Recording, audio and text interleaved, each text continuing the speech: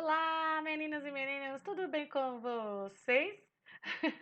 Começando essa aula hoje como se fosse uma youtuber, para vocês levarem um pouco mais, ficarem um pouco mais descontraídos, né? Hoje nossa última aula EAD por enquanto, hoje dia 9, é uma quinta-feira, e depois disso nós vamos entrar de férias, só que eu quero que vocês deixem os seus caderninhos, que é meu caderno também, em ordem, tudo corrigido, listado, tá bom? Se perdeu alguma coisa, volta nos vídeos, deixa tudo organizado, porque quando a gente voltar eu vou querer ver e isso faz parte do aprendizado de vocês, tá bom, galera? Então vamos lá? Pega o caderno, pega o livro, caneta, papel na mão.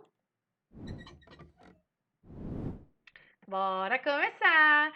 Lembrando que eu estou morrendo de saudade de vocês. Como diz uma aluna minha, Proleila, tô com saudade da sua risada. Eu também tô com saudade de falar para vocês um minuto, pelo amor do celular, né? E vamos começar. Atividades, temas 3 e 4. Organizar o conhecimento, né? Registrando aí no seu caderno. Número 1. Em uma tabela, compare seleção natural e seleção artificial, indicando semelhanças e diferenças entre elas. Vocês percebam como é importante a gente fazer essas atividades que o livro propõe? Porque ele propõe de uma forma que a gente fecha o raciocínio do conteúdo do que a gente viu, tá bom? Então vamos lá? A tabelinha ficaria mais ou menos assim. Seleção natural, seleção artificial. Então, ambas atuam sobre a variabilidade já existente nas populações dos seres vivos. Semelhanças. Ambas selecionam organismos portadores de certas características que os tornam mais aptos às condições ambientais, seleção natural, ou mais aptos às condições de interesse humano, seleção artificial. Diferenças, determinada pelo ambiente e determinada pelo humano, né? Então, a seleção natural resulta de adaptações e representa o processo pelo qual ocorre a evolução das espécies, não possui finalidade nem tampouco se destina a um objetivo específico. Já a seleção artificial só passou a ocorrer quando o ser humano começou a interferir e selecionar características de seus interesses nos organismos. Lembra que a gente comentou aquela questão lá do comecinho do ano das pessoas que compram animais e que são animais que foram selecionados, características que fazem com que as pessoas gostem mais e eles acabam comprando. Lembra o nosso protesto? Não comprem animais, tá bom? Isso é uma das coisas, fora toda aquela questão do aerosol para matar mosquito, para matar barata, né? Cite 2 exemplos do uso de seleção artificial. Quero ver só o que vocês colocaram. Depois comenta comigo lá no fórum, tá? Vocês podem colocar o desenvolvimento de raças de cachorros, acabei de falar, melhoramento genético de espécies de plantas e animais com interesse comercial, tá? Que seriam também aquela questão do gado para ter o melhor gado. Então você pega o melhor boi, o melhor animal para que saia a melhor coisa. Então, é o melhoramento genético. Você sempre vai selecionar o melhor para comercialmente valer a pena. Acho que eu consegui expressar aí agora. 3. Quais são as principais características que distinguem as primatas, olha lá, dos demais mamíferos? Explique como essas características foram importantes para o sucesso evolutivo do grupo. As principais características são o primeiro dedo, polegar oponível, visão binocular e vida familiar, incluindo cuidado com a prole. Tá? Isso fez com que a gente conseguisse evoluir, conseguisse seguir em frente, passar por vários obstáculos, porque quando eu tenho esse movimento de pegar, eu consigo fazer muito mais coisas. Se eu tenho uma visão binocular, olhos na frente, eu consigo me livrar. Olha aqui, eu tenho visão dos dois lados. E essa questão da vida familiar que a gente leva até hoje, né? A gente preserva muito a nossa família, não importa como é a nossa família, mas a gente tem esse cuidado do pai, da mãe, de cuidar da alimentação, de cuidar de tudo, tá bom? O polegar oponível possibilita os movimentos mais precisos com a mão para agarrar e manusear objetos. A visão binocular fornece mais noção de profundidade, sendo fundamental para a sobrevivência nas copas das árvores. onde um salto mal calculado pode levar à queda e, consequentemente, à morte. Pode ver que os macaquinhos pulam de um lado para o outro fantasticamente, né? A vida familiar, por sua vez, favorece o desenvolvimento da prole e aumenta as chances de sobrevivência dos filhotes. Além disso, sugere maior nível de complexidade social. Então, hoje a gente vive mesmo numa complexidade danada, né? Quais animais fazem parte do grupo dos hominídeos? Quem são? Ser humano, gorila, chimpanzé e orangotango. Vou dar uma paradinha aqui e vou comentar uma coisinha com vocês. Eu havia pedido para vocês fazerem uma classificação, escolher na última aula, escolher um animal e classificar. Reino, filo, classe, ordem, gênero e espécie. Apenas 2 pessoas fizeram isso para mim lá no fórum, tá? Quem não fez ou quem fez deixou no caderno, tira uma foto e manda para mim. Eu quero ver se vocês conseguiram achar um animal e colocar dentro dessa classificação, tá bom? Isso é importante. Vamos lá. Número 5. Analisar. Um microbiologista colocou uma população de bactérias em um meio de cultura com determinado antibiótico. A maioria delas morreu. No entanto, algumas sobreviveram e deram origem a descendentes resistentes a esse antibiótico. Explique por que algumas bactérias sobreviveram e outras não. B. Identifique o tipo de seleção ocorrido e relacione-se à evolução dessas bactérias. C. Existe relação entre o aumento do número de bactérias resistentes ao uso indiscriminado do antibiótico? Explique. Vamos lá? A. Algumas bactérias sobreviveram porque apresentaram características de resistência que impedem a ação do antibiótico. B. Esse é um exemplo de seleção artificial exercida pelo humano, que leva à evolução das bactérias selecionadas a resistências ao antibiótico em questão. Sim, há relação entre o aumento do número de bactérias resistentes e o uso indiscriminado de antibióticos, tá? Espero que vocês compreendam que o uso indiscriminado de antibióticos, ele seleciona bactérias resistentes e que esses micro-organismos se reproduzem, geram descendentes também resistentes, cuja frequência vai aumentando na população de bactérias, bacteriana.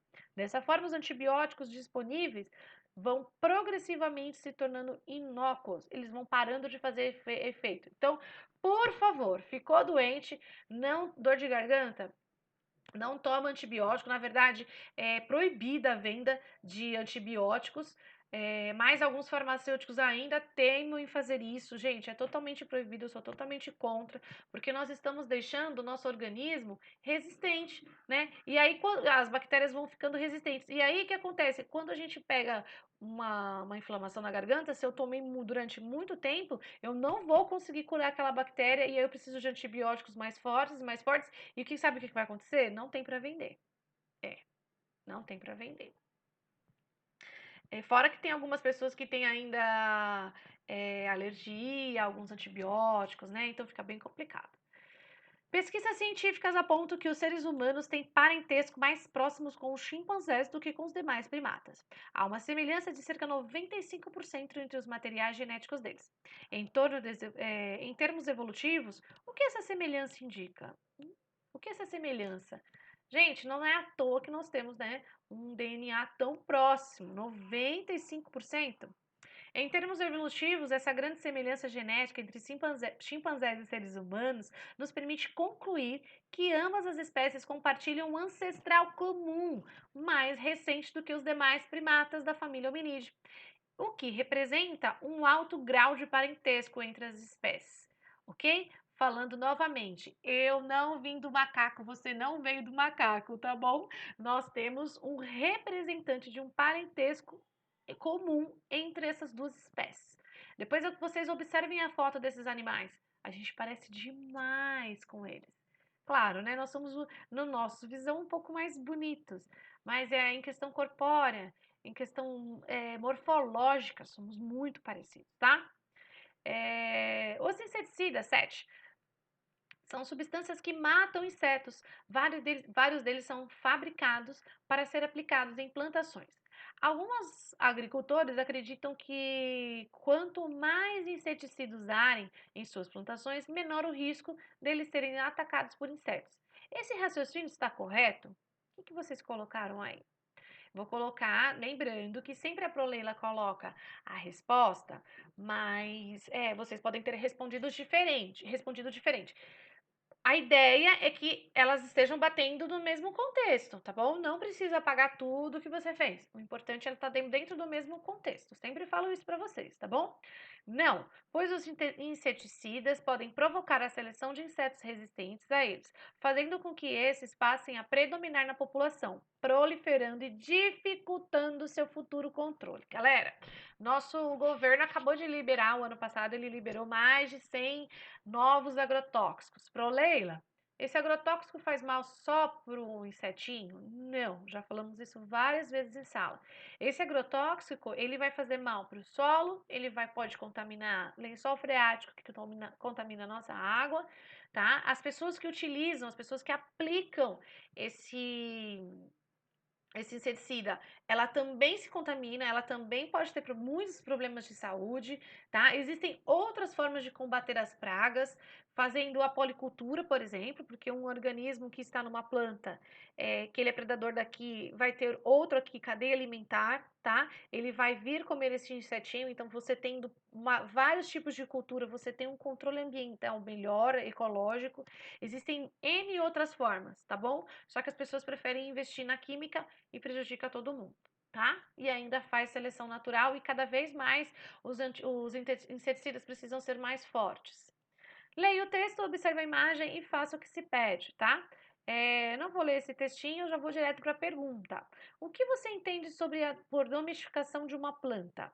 Por meio de qual processo ocorreu o desenvolvimento do milho atual a partir do ancestral silvestre, tá? Então, a primeira seria uma resposta pessoal. Vocês podem dizer que seria o cultivo de determinada planta, assim como a seleção de características mais convenientes para os interesses humanos. E 2b, pelo processo de seleção artificial das características desejáveis, tá? Então, a gente seleciona, além de planta, a gente também pode selecionar animal, escolhendo as melhores características, tá bom?